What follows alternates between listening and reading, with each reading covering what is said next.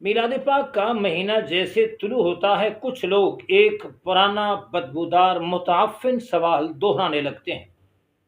سوال یہ ہے کہ تم جس دن کو میلاد مناتے ہو اسی دن تو نبی کریم علیہ الصلوۃ والسلام کا وصال ہوا تھا۔ آپ دنیا سے گئے تھے، صحابہ کرام مغموم تھے اور حالات بڑے کٹھن تھے، تم اسی دن خوشی کیوں مناتے ہو؟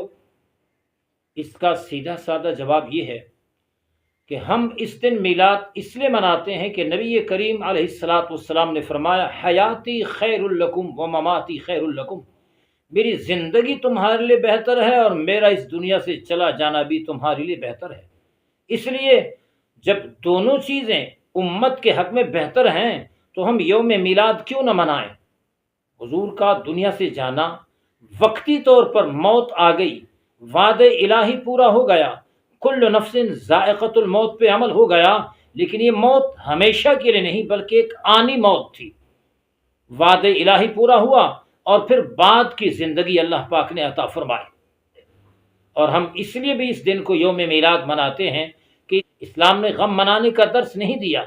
کوئی حادثہ ہو جائے، کوئی مصیبت آ جائے، کوئی پریشانی آ جائے، بندہ اس کو یاد کرے اور ہر سال اس غم کو مناتا جائے، نہیں، غم تکلیف مصیبت پہ رب نے صبر کا حکم دیا۔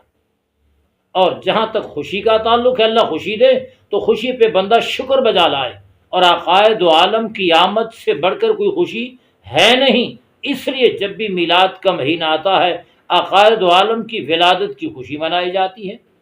12 ربیع الاول کو آقائے دو عالم کے وصال میں علماء کا اختلاف ہے، اور متفقہ طور پر نبی کریم علیہ الصلوۃ والسلام کا 12 ربیع الاول کو وصال ثابت نہیں ہے، تو اس لیے میلاد منانے میں کوئی حرج نہیں بلکہ کار ثواب ہے۔